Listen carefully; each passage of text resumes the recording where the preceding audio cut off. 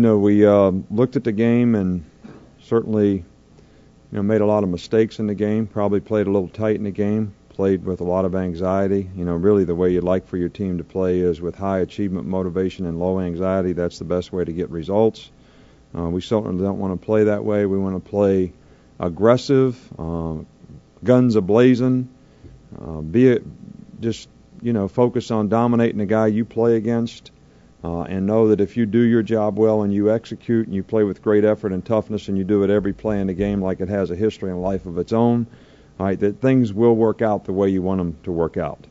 And, it's like being in a 10K race, and it's a 6-mile run, and, you get just far enough ahead, and then you get about 100 yards from the finish line and you trip, and you haven't put enough distance between yourself and everybody else, and then you got to scramble to make a heck of a play at the end of the game to win.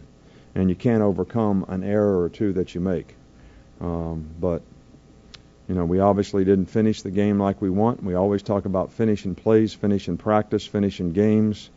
And we didn't finish the last 3 minutes and 29 seconds with turnover, mental error on a touchdown, taking nothing away from them. They played well and did a good job, and didn't play the onside kick right. And not that we would have got it. They still might have got it. I'm not saying that. So the focus obviously this week is to be positive, be aggressive, come out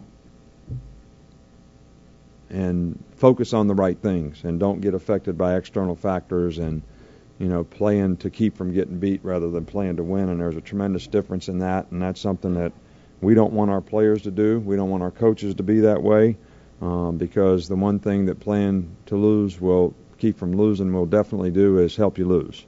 So that's not really what we want to do. And we want to play our best football. We want to focus on playing our best football, and that's what we want to do in this practice this week. As everybody have a focus on improvement, playing our best football. Every player can improve.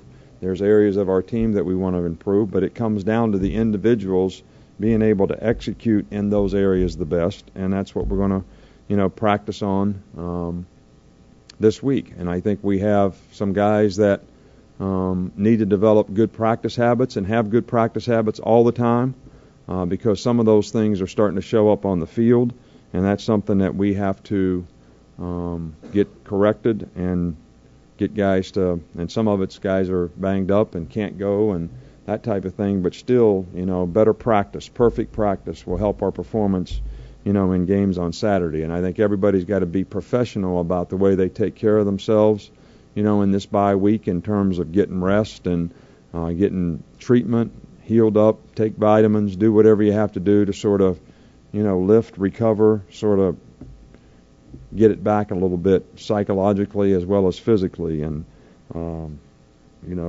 because our players need to know that it's a byproduct of their success that, everybody's going to play a great game against us. We're not going to sneak up on anybody. So, and that no one's going to overlook the game they have with Alabama. Everybody's got it circled on their schedule. And you have to know and understand that and be ready to play your best every time you go out and play.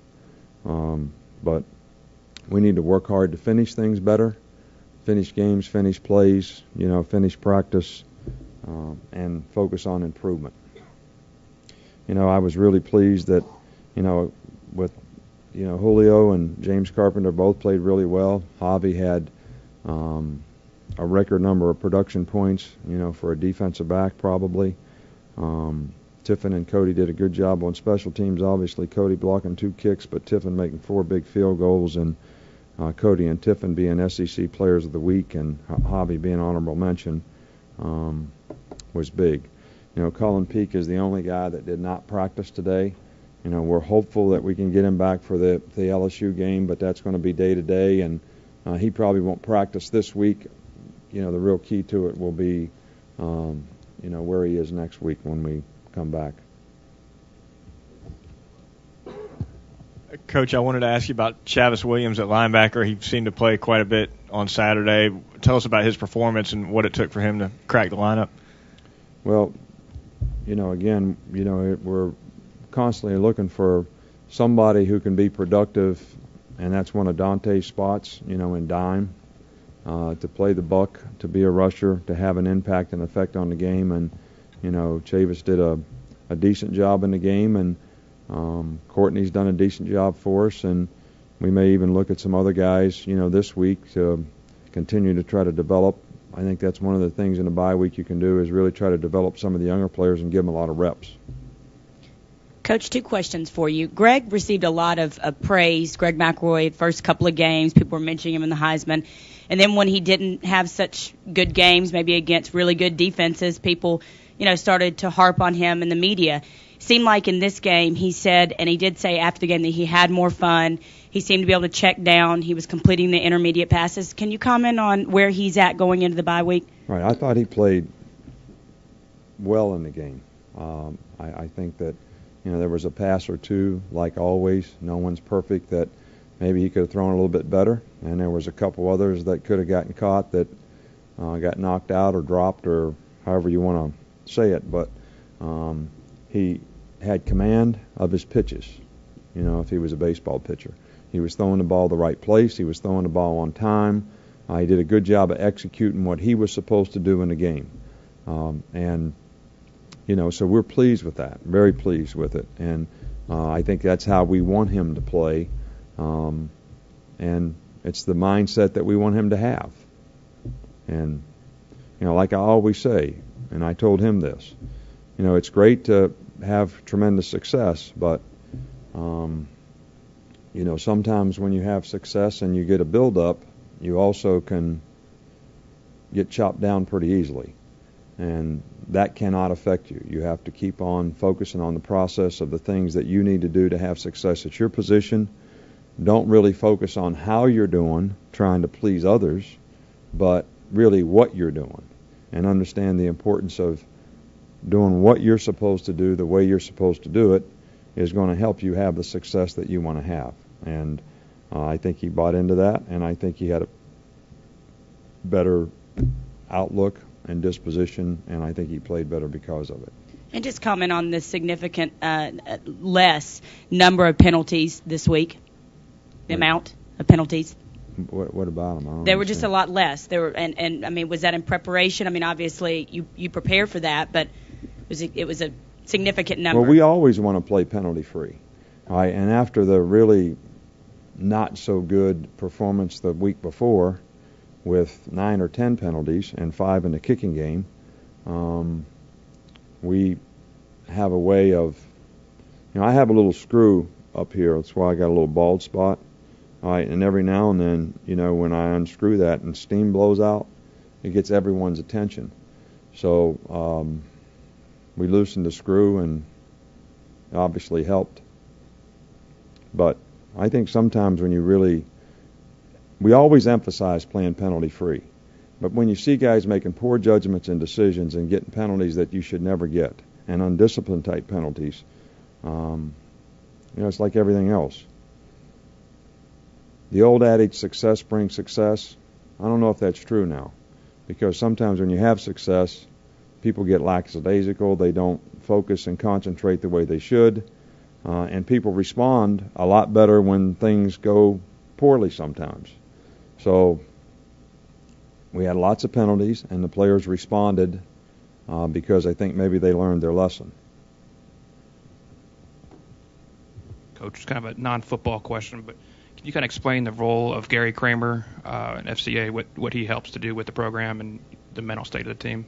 Well, I think that, we have a peer intervention program here that addresses every behavioral issue in a positive and a negative way, whether it's drugs, alcohol, agents, gambling, spiritual development, how to treat the opposite sex, macho man stuff. And we have a lot of people that contribute to that. But having a strong moral conviction to doing the right things gets reinforced to a large degree by people who are in a position to help promote spiritual development and faith. And I think a lot of the things that I hear and read when I go to church, and a lot of sermons that I talk about or hear about, I end up talking about, are really emphasizing some of the same principles and values that we try to enhance in our program. So to have, I think, Jeremiah Castile does a marvelous job, with our players in terms of how he talks to them and the service that he has before. And Gary does a good job of taking a lot of personal interest in a lot of guys and helping them out with some of their issues and problems, but also helping them promote their faith and tying that together with their life and how that can, doing the right things, having the right principles and values about how you do what you do can help you be successful. And I think that we do a good job in that area, but we have a lot of people contributing to it, and Gary certainly does a good job with that. Coach, I know you referenced after the game you'd like to see a few more maybe shots downfield, throwing the ball, maybe try to get some more explosive plays like you were getting early in the year. Why do you think that has dropped off, and has the opposing defenses had a lot to do with that, or is it more what you guys are doing? Well, I just think it's a point of emphasis for us. I mean, we need to do it. We need to try to do it, and just because we don't have success done it doesn't mean it doesn't have an effect on the game. When we used to play the Raiders when I was in pro ball, I mean, they were going to have two fast guys, and they were going to throw them the ball 5 or 6 times in the game, and they were going to run deep down the field, and you had to cover them. But then that guy that's playing them, whether they catch it or not, it makes him play different all the other plays in the game. So it's not just about the result sometimes. It's about the effect that it has on how it affects everything else. So it's just something that we need to do. I believe in attacking the middle of the field. That's my philosophy. Make the other team defend the middle of the field. So we need to make them do it. That's my philosophy. That's how I want to play offense. That's how we're going to play. And we just need to do it more. We have the weapons to do it. We have the plays to do it. We need to do it. And we're going to do it. It's no criticism of anybody. It's just a point of emphasis. And also, when you hear, which you may not have heard, an opposing coach say after the game things about officiating, things about integrity with that, questioning his headset not working there at the start of the game, I mean, what's your response when you hear something like that? I don't really have a response, I can't answer all those things. I think that, as a league, we're all in this together in terms of, we try to keep the spirit with our officials in a way that we want to help them do a better job. They have a tough job. They do a good job in our league. I've been in other leagues and in bowl games, and our officials do a marvelous job here. Are they perfect? No. Do they make everything perfect? Probably not. None of us do. We don't either as coaches. But the spirit of making corrections should be done through the proper channels in the SEC office, because Rogers Redding does a really good job. And he takes the information that we give him and uses as teaching tools for his guys and his crews and, all that type of thing. And I think our league does a phenomenal job in every way. And I don't think there's a place to criticize publicly other parts of our conference and other groups in our league, whether it's other schools or anything else, or the officiate or anything else. Because to me, we should all be trying to enhance our league to make it better. And the strength of every one of us makes it what it is. And, that's just how I feel about it. So I don't have any comments about what anybody else says or does. But, that's the way we try to do our business here. That's the way we will continue to do it. And I'm sure that's the way the league would like for everybody to do it as well, because it's the best thing for the league. And we are good because we have a lot of coaches who have done that and done it extremely well and shown a tremendous amount of professionalism in everything that they do in not only running their program, but enhancing our league. Can you talk a little bit about the philosophy of scheduling in terms of a bye week? Is it best to come before a big game? Is it good to come after a big game where you can recuperate from a physical battle? Or I don't think it has as much to do with the game as it does the timing of the season. I've talked about this before, but and I actually feel like we were running on fumes in the last game. And you try to manage it as a coach. That's my fault. It's my responsibility. I think our team was tired in the last game. And that's not an excuse, all right, but it's 8 games in a row. And a lot of big games and a lot of tough games, especially here in the last 3 or 4 weeks. And I think sometimes when you have a bye week, I don't like to play more than 6 games without giving the players having some kind of recovery time. We tried to give them 2 days before the Kentucky game, thinking that we played 4, we'll give them 2 days, and then we have 4 more. And it had some effect, I think, in getting us back for a couple games. But so I think it's more about the recovery of the season than it is before a big game, after a big game, or anything like that, in terms of being able to get people healthy and mentally and physically sort of getting fresh again. I could see it in the players in the meetings last week. They're struggling to pay attention in the meetings. So it's not just physical. It's probably more mental than physical. And they're not ready for another game plan. They're not ready for, and the cumulative effect of that is you make more mental errors in a game. You don't execute as well, and it affects your performance. Okay. You're undefeated. You just dodged a bullet. But you're 8-0. You've done a lot of good things. You're striving for improvement. But what's been the highlight of the season so far? Well, I don't really have a highlight. The highlight to me is tomorrow's practice. What's happening right now. And in my opinion, what I tell the team is you need to forget about all that and look forward.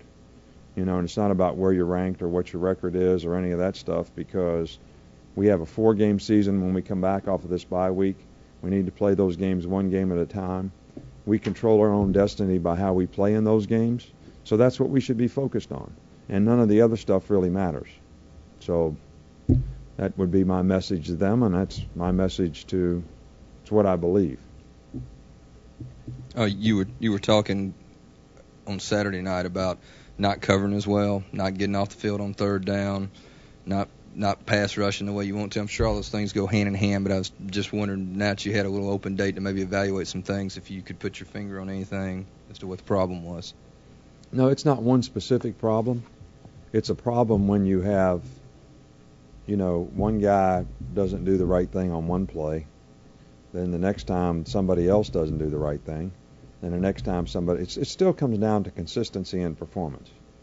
And every guy's got to do the right thing. And we had, we had more errors than, and several of them were on 3rd down. Now, let me give all the credit in the world to the other team, because they did a good job of creating some of those circumstances. So I'm not trying to take away from what they did. They did good things. Okay, so I don't want, but still, you have to execute against that and make the adjustments you need to make to be able to execute against it. The other thing I wanted to ask you about was, before the season started, you were talking about leadership and that you can't just point to somebody or whatever and they'd be a leader, that it just kind of manifests itself. And I was wondering, at this stage, if you've seen the kind of leadership you want, and if you see more of that maybe when they're struggling mentally and they have to push themselves through things. Well, and I think that's when the leadership is most critical, is, when things get thick. And we have some guys that have emerged as leaders on this team, but we certainly needed to see that in a critical time in the game. And hopefully we learned some lessons about what we need to do those things a little bit better in terms of finishing close games. On the blocked field goals, notice that Nico Johnson was on that unit. I was wondering if that was more of that's where the weak side linebacker goes, or was it more reflective of his improvement? No, we block field goals with the defensive team that's on the field. And everybody has a position and a role, and sometimes we'll switch guys around a little bit if we feel like one guy can do something better than another. Like Julio in the back. Well, Julio's a substitution. He actually goes in for our jack linebacker. And we do those things by position, so it doesn't get to be one of those, if this guy's in the game, this guy comes out. If that guy's in the game, that guy comes out. And next thing you know, you put him in and nobody comes out. All right, so we just do it by position. And so he was just playing his position, basically, and his responsibility on that particular play.